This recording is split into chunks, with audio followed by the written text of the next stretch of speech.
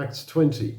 In Acts 20, we have Paul on his last journey up to Jerusalem. He knows that suffering and perhaps death awaits him, but he sets us an example of being totally focused.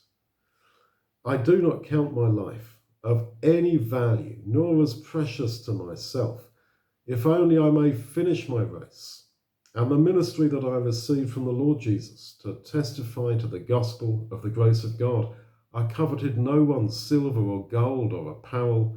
You yourselves know that these hands, and he would have shown his tentmaker's hands to them, these hands have provided for my necessities and for those who are with me.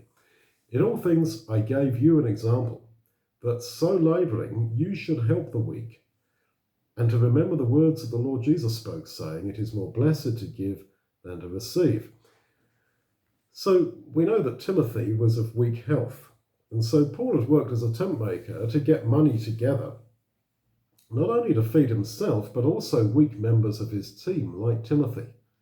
And Paul says he's our example. He wasn't interested in money and wealth, nor did he even covet it, because he wanted to finish his race and fulfill the job that Jesus had given him to do.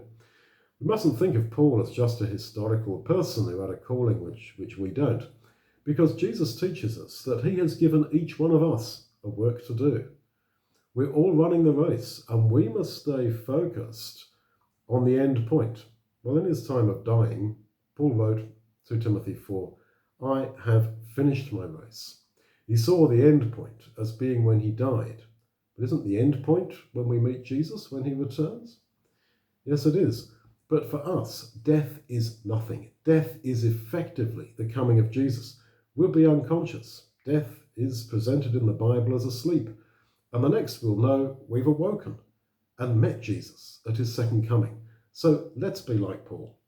He really was the model Christian in many ways. Keep your focus. We're running a race that ends in our death, that ends in the loving arms of Jesus. We're not strolling, wandering, sitting in a deck chair. It's not a hobby. Christianity in its pure form is no mere religion. All within us is to be focused upon that end point.